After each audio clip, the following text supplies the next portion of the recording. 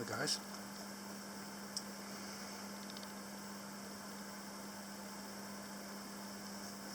Thanks to Simon again for kindly sending me the last couple of tins for review. And this is Erinmore Mixture, which has been a staple tobacco with a lot of pipers around the world for a long time. Not sure when it first started. It was produced originally by John Murray and Sons in Belfast. They started up in 1810 with various tobaccos, cigarettes and snuffs and things. But I think Erinmore stood the test of time more than anything with them, really. I think it was kept going there till about 2005 when it finally closed down after being under several ownerships. But these days it's made by the Scandinavian Tobacco Group. I've had it in the old days but can hardly remember it. I think it was a little bit more full-bodied than it is now, although I could have been talking about the flake. I'm not sure. This is the mixture, this one. But in the packet it's got a very nice, there's a lot of Virginia there. I mean, it's Virginia, it's burley, not too much burley I don't think, and a little few flecks of like Cavendish going through it. You can see them in it, but the Virginia comes through. There's quite a lot of sort of lemony lime essence going on in there, which some people say it's tarty, but I think it's mainly the Virginias which are pretty good. It's not a strong tobacco, but it's not something to be smoking all the time because, as most of you know, I'm more of a strong Lakeland man, strong blends. But tobaccos like this, they've got to demand some respect because of the length of time they've been around. And it's always been a popular over-the-counter blend with a lot of smokers. I've mentioned it before, a lot of the old lads had it in the old days, the old workers. But near as I can describe the smell in the packet, what I like to do is I get a clear plastic cup like a yogurt carton that's been cleaned out, put some of the fresh tobacco in it, and then I stick it up to my nose like that, cover it with my hands, breathe in the smell, and then breathe back in, and the warmth from the breath seems to stimulate the smell better. And what I get off this is very much there is a slight bread smell there, bread shop smell. There's also stewed fruit, I'd say something like plums or damsons.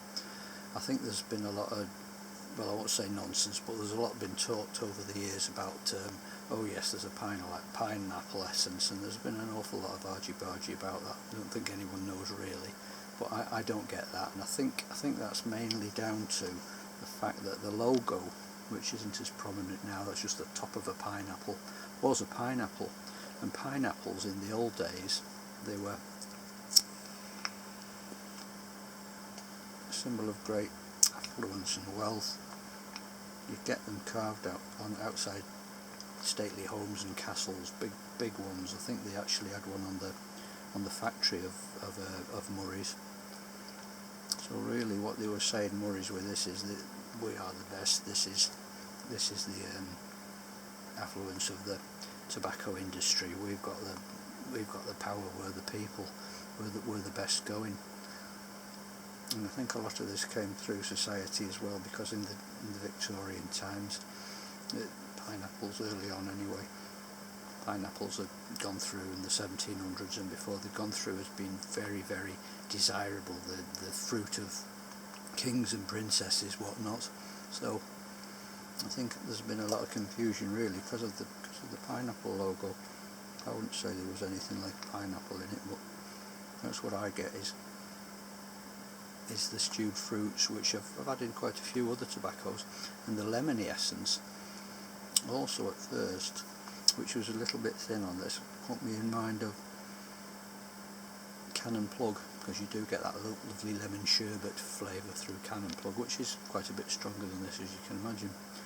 But as tobaccos go, people say it's a summertime tobacco, and with it being like Virginia forward back tobacco, it really is. It's more of a warm weather blend.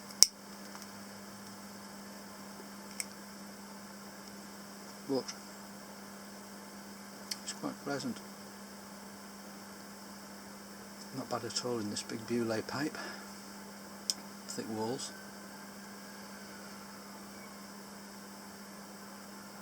Yeah, at first it starts out rather thin and you think, oh no, just another Scandinavian, which is what it is now, Scandinavian aromatic, but after a while it gets a bit more complexity and strength in it towards the halfway part of the bowl. Well, that's just a few thoughts on it anyway. But I do think the pineapple on it is more to do with the symbolism of the pineapple, something connected to great wealth and health and good being, in a way of lorded gentry saying, look, we've got more than you have, which probably all ended sometime in the 1800s when refrigeration was getting into gear, and they were bringing pineapples back, and by then anyone could do it. Well, they do say that originally pineapples, possibly in the 1700s, they were costing, if you wanted to buy a pineapple, it would have cost you thousands of pounds or dollars to grow one, because it was so hard to do, and they just didn't have the resources to do it. It took about 2 or 3 years to raise one to maturity, so you'd need a greenhouse and all the heating and everything. So if you'd got a pineapple outside your place of business, then it showed that you were the bee's knees, you really were somebody. So I think that's more to do with the pineapple aspect of Erinmore than anything to do with the taste, really.